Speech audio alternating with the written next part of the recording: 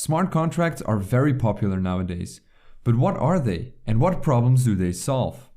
The term smart contract was first used by Nick Szabo in 1997, long before Bitcoin was created.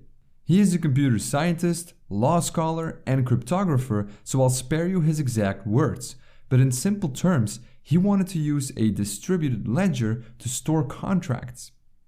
Now, smart contracts are just like contracts in the real world. The only difference is that they are completely digital. In fact, a smart contract is actually a tiny computer program that is stored inside of a blockchain. Let's take a look at an example to understand how smart contracts work. You probably are familiar with Kickstarter, the large fundraising platform. Product teams can go to Kickstarter, create a project, set a funding goal, and start collecting money from others who believe in the idea. Kickstarter is essentially a third party that sits in between product teams and supporters. This means that both of them need to trust Kickstarter to handle their money correctly. If the project gets successfully funded, the project team expects Kickstarter to give them their money. On the other hand, supporters want their money to go to the project if it was funded, or to get a refund when it hasn't reached its goals.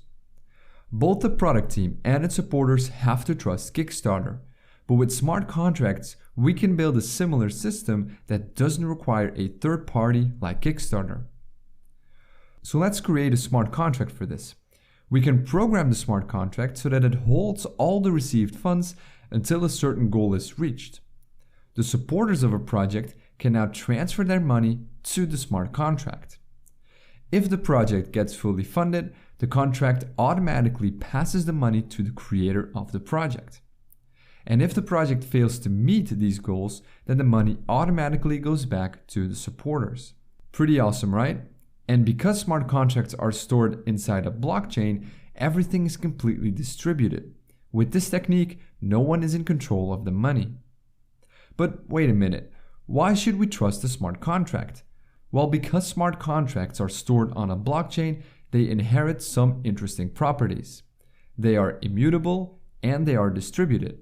Being immutable means that once a smart contract is created, it can never be changed again. So no one can go behind your back and tamper with the code of your contract. And being distributed means that the output of your contract is validated by everyone on the network. So a single person cannot force the contract to release the funds because other people on the network will spot this attempt and mark it as invalid.